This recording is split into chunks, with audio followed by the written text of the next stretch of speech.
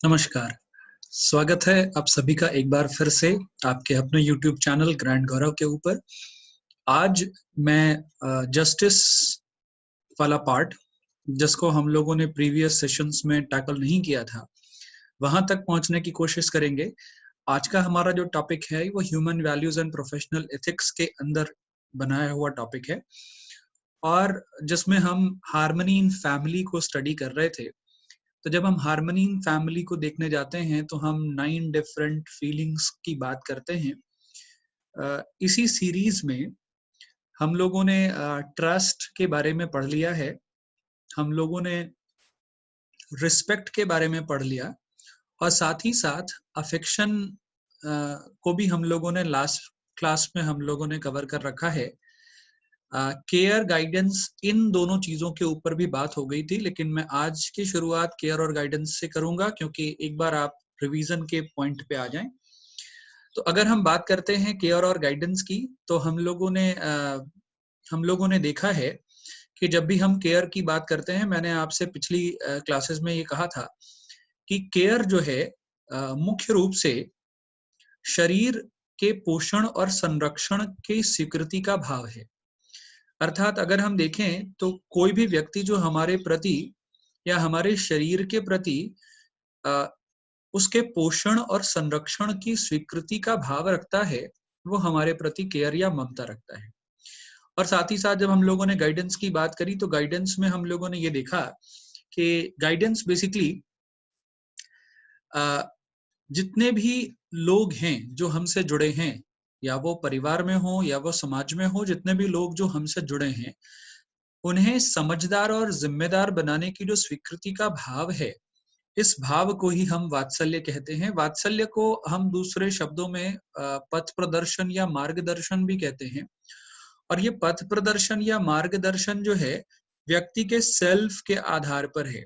अर्थात जब भी हम ये कहते हैं कि मेरी रिस्पॉन्सिबिलिटी है कि मैं मेरे से जुड़े हुए जितने भी लोग हैं उन सभी लोगों के अंदर राइट अंडरस्टैंडिंग और राइट फीलिंग के भाव को सुनिश्चित कर पाऊं, और साथ ही साथ इन भावों को सुनिश्चित करने के लिए अगर मैं ये देखूं कि मैं किस स्तर तक या मेरी कितनी जिम्मेदारी है उन भावों को सुनिश्चित करने की दूसरों में, तो दूसरों को समझदार बनाने की, संबंधियों को, अपने अपने से जुड़े लोगों को समझदार व जिम्मेदार बनाने की जो स्वीकृति का भाव है, यही गाइडेंस है जिसे हम वात्सल्य कहते हैं। तो मैंने बात करी थी कि जब हम केयर की बात करते हैं, हम शरीर के आधार पर बात करते हैं, दूसरे के शरीर का संरक्षण एवं पोषण।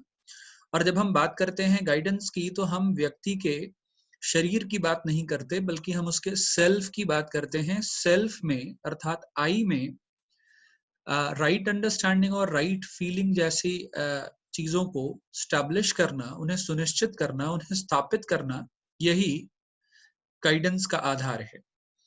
तो दूसरे के अंदर दूसरे के अंदर यदि हम राइट अंडरस्टैंडिंग और राइट फीलिंग के भावों को सुनिश्चित करने का कार्य करते हैं, तो जिन भी व्यक्तियों के प्रति हम ये कार्य कर रहे हैं, हम उनका गाइडेंस कर रहे हैं या उनके प्रति वात्सल्य का भाव रखते हैं। आगे हम बढ़ते हैं इसी सीरीज में।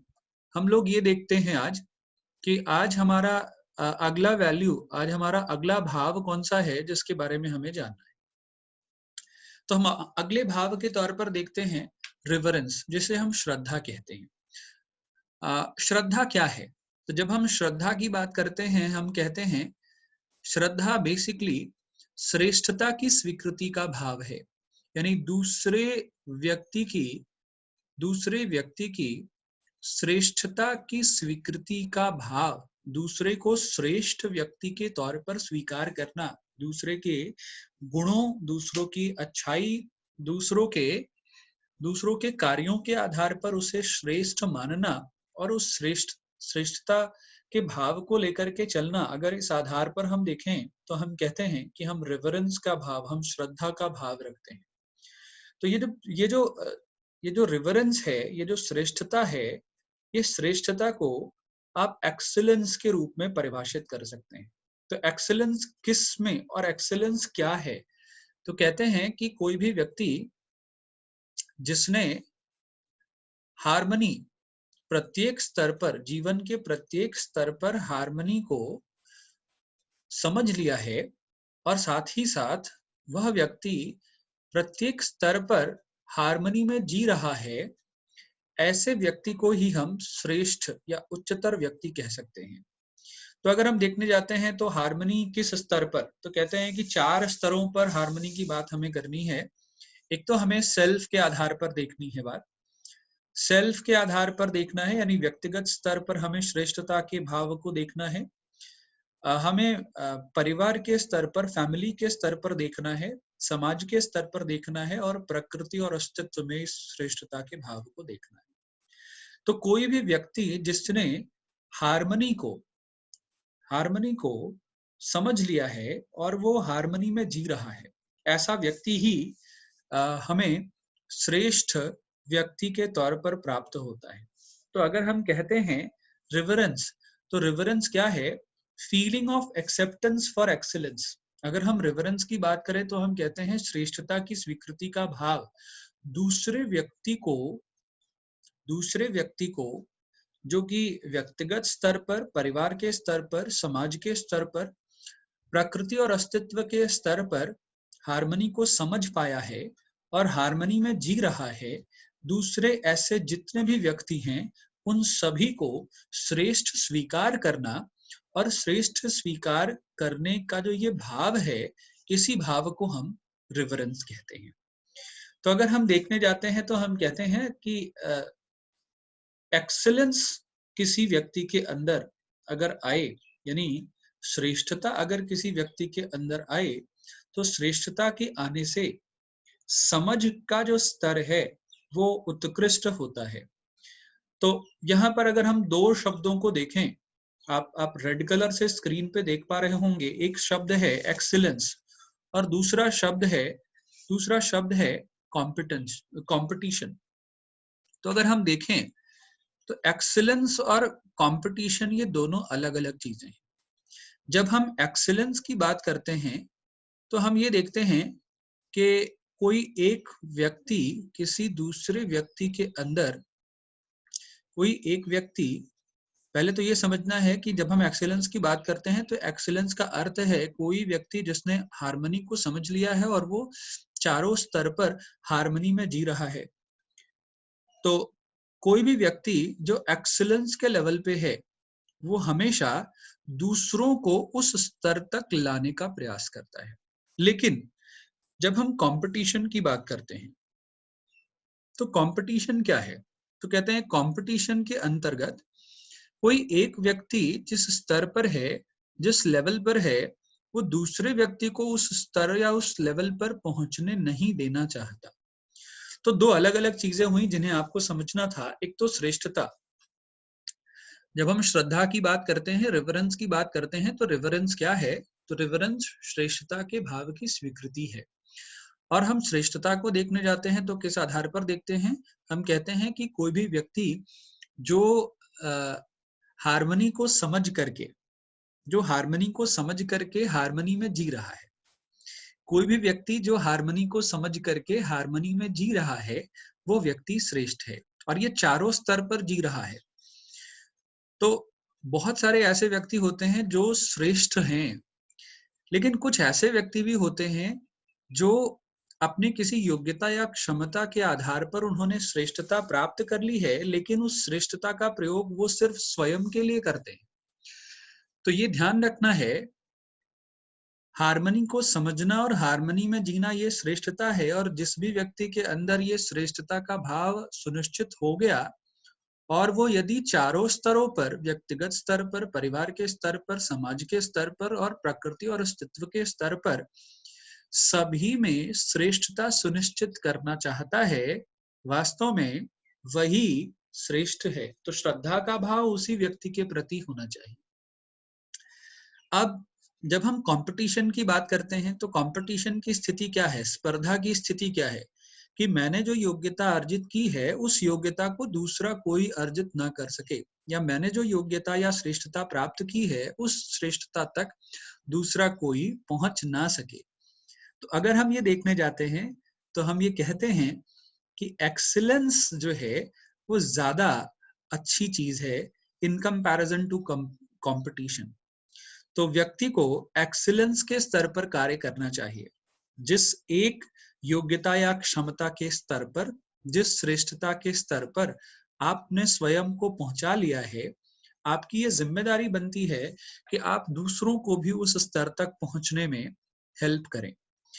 तो तो हार्मनी को समझना, हार्मनी में जीना, ये श्रेष्ठता और श्रेष्ठता की स्वीकृति का भाव दूसरों के प्रति, यानी दूसरा व्यक्ति जो हार्मनी में जी रहा है और जिसने हार्मनी को अच्छे से समझ लिया है, उस व्यक्ति के प्रति हमारा जो भाव है कि वो व्यक्ति उत्कृष्ट है, वास्तव में वही श्रेष्ठता है। तो रिवरेंस कहाँ से आता है? रिवरेंस किसी व्यक्ति में श्रेष्ठता के भाव को देखने से आता है। अब नीचे एक और शब्द है जिसे आपको समझना है कि हम अगर ये देखें कि श्रद्धा और पूजा में क्या अंतर है, तो श्रेष्ठता की स्वीकृति का भाव श्रद्धा है, लेकिन वर्शिप क्या है?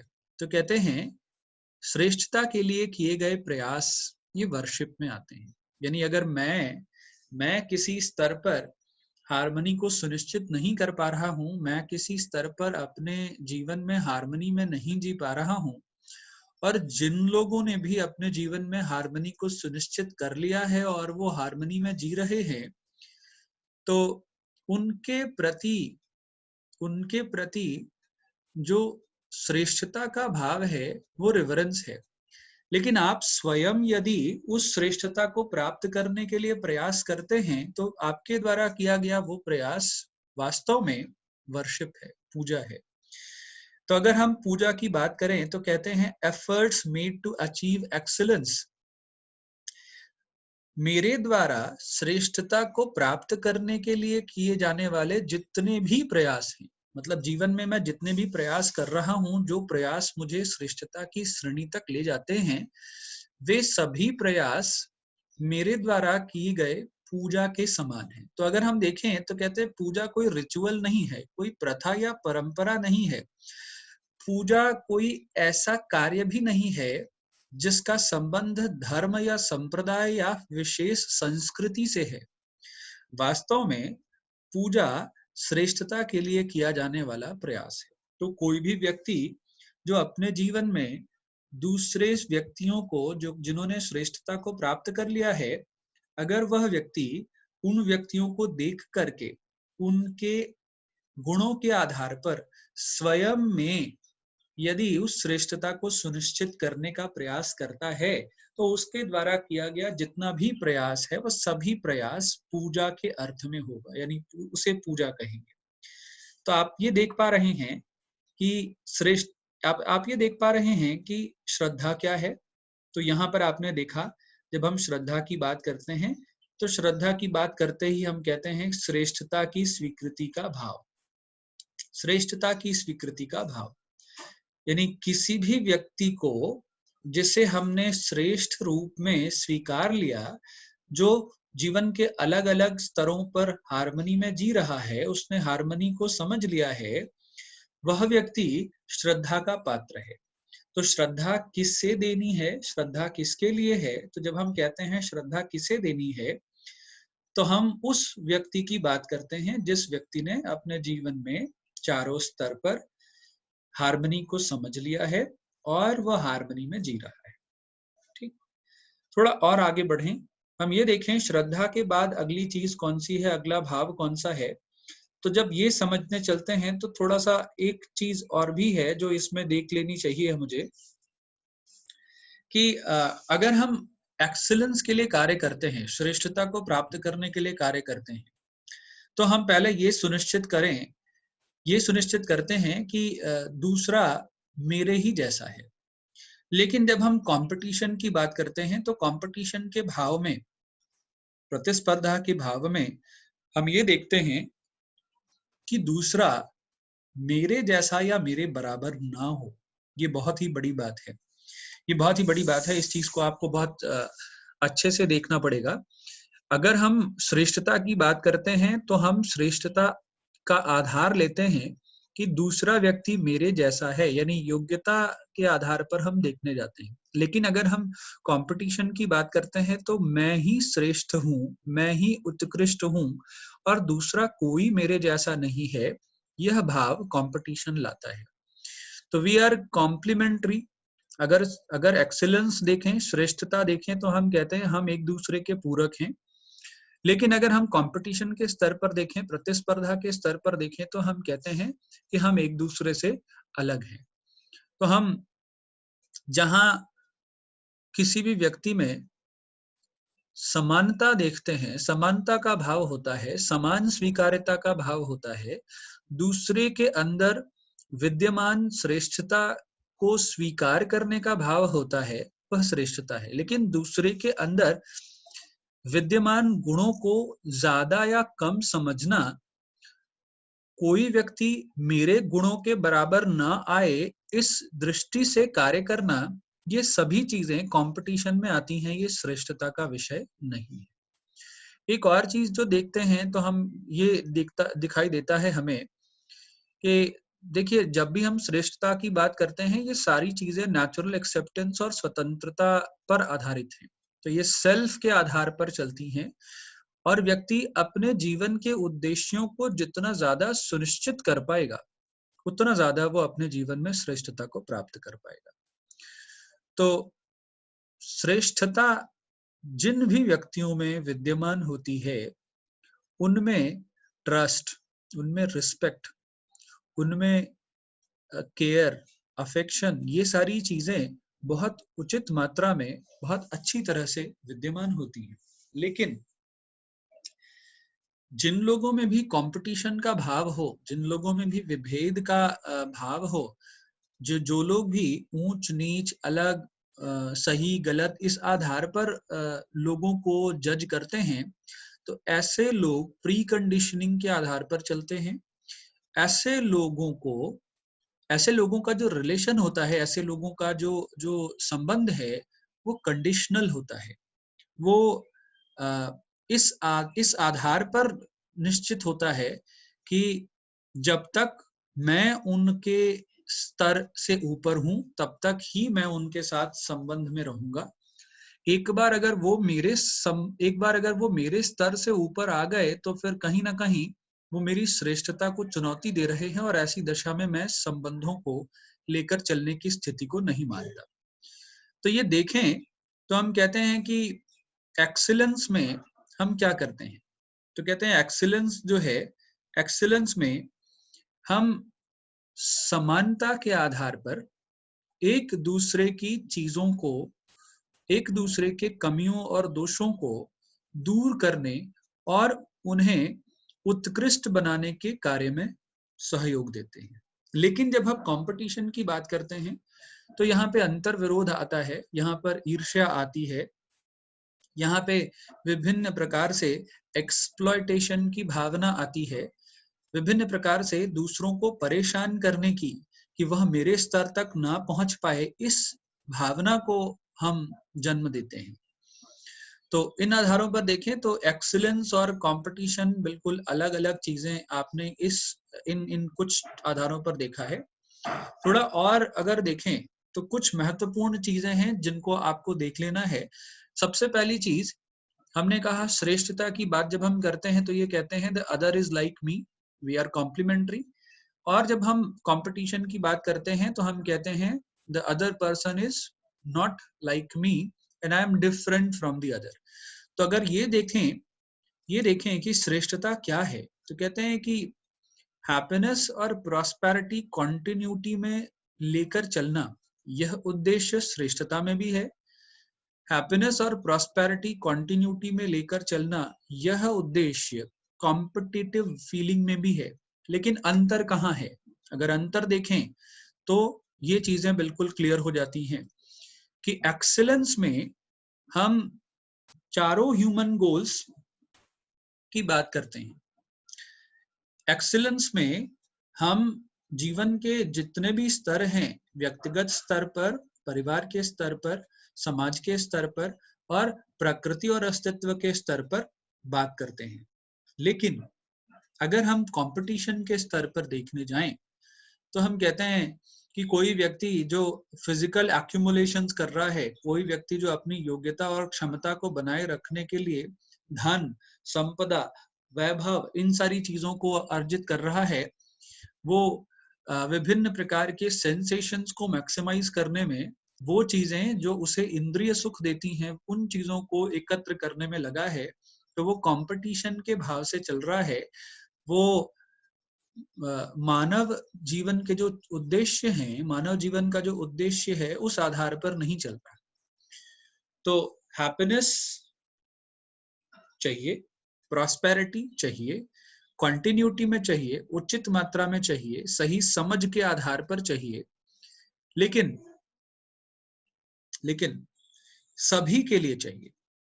That is excellence. और जब मैं ये सोचता हूँ हैप्पीनेस चाहिए, प्रॉस्पेरिटी चाहिए, कंटिन्यूटी में चाहिए, सही समझ के साथ चाहिए, सिर्फ मेरे लिए चाहिए, तो ये कंपटीशन की भावना को जन्म देता है। ये कहीं भी एक्सीलेंस या श्रेष्ठता के स्तर पर व्यक्ति को लेकर नहीं जाता है।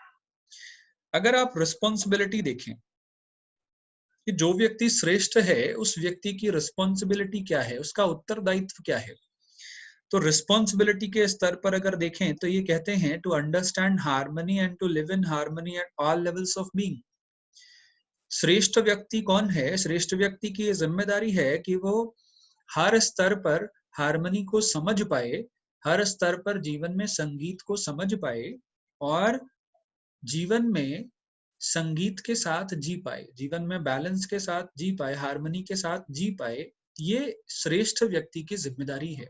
लेकिन अगर हम देखें कि जो व्यक्ति कंपटीशन के भाव से चलता है, उसकी क्या जिम्मेदारी है, तो वो सिर्फ और सिर्फ स्वयं के प्रति अपनी जिम्मेदारी का निर्वहन करता है। वो दूसरों को उत्कृष्ट बनाना नहीं चाहता, दूसरों की श्रेष्ठता में उनका सहयोग नहीं करता, दूसरे की प्रसन्नता, दूसरे की समृद्धि और दूसरे की समझ को विकसित करने का वो कार्य नहीं करता। तो अगर ये सारी चीजें हम देखें तो हम कहते हैं कि एक्सेलेंस के लेवल पे जीना जो है, ये कहीं ना कहीं समझ के आधार पर जीना है।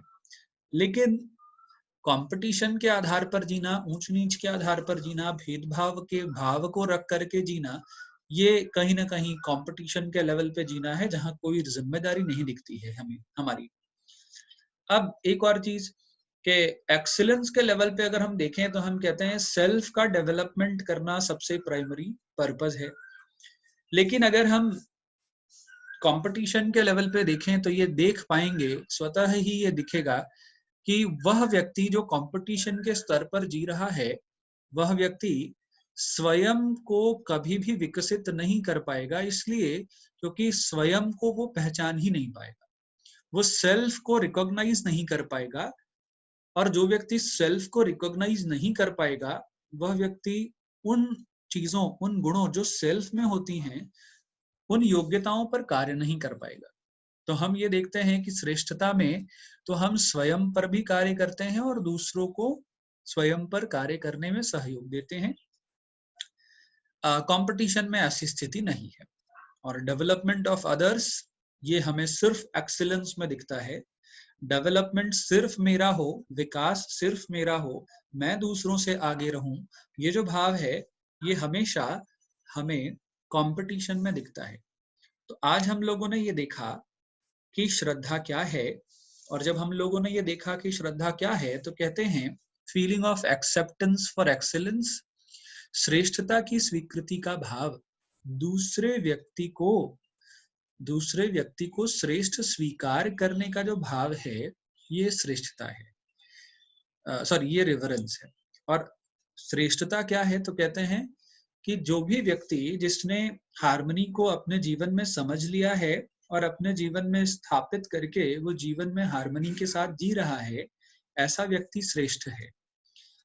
और हमने आपको ये भी क्लियर किया कि श्रेष्ठता अलग चीज है, श्रद्धा अलग चीज है और पूजा अलग चीज है।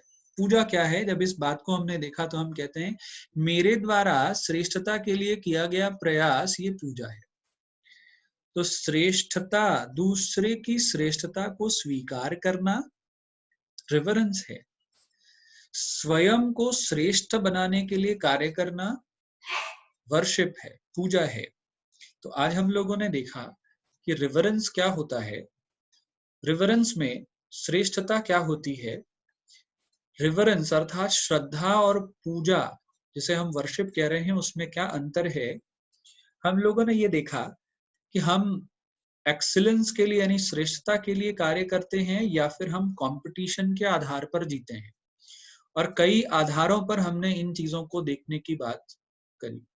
तो आज के इस लेक्चर में इतना ही।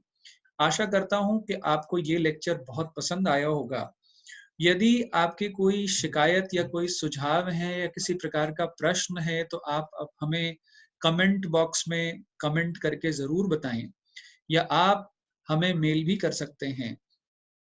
आपके जितने भी सुझाव या जितनी भी शिकायतें हैं उन पर मैं निश्चित रूप से कार्य करूंगा और आपके लिए और बेहतर कंटेंट और बेहतर पठन सामग्री जो है उससे उपलब्ध कराने का प्रयास करूंगा।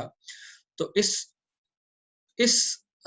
शीर्षक पर हम आज के इस चर्चा को यहीं विराम देते हैं, इस लेक्चर को हम यहीं समाप्त करते हैं। अगले बहुत अच्छे वीडियोस के साथ, बहुत ज्यादा एंटरटेनिंग और वैल्यूएबल कंटेंट के साथ मैं आपके साथ एक बार फिर से हाजिर होऊंगा। तब तक के लिए नमस्कार।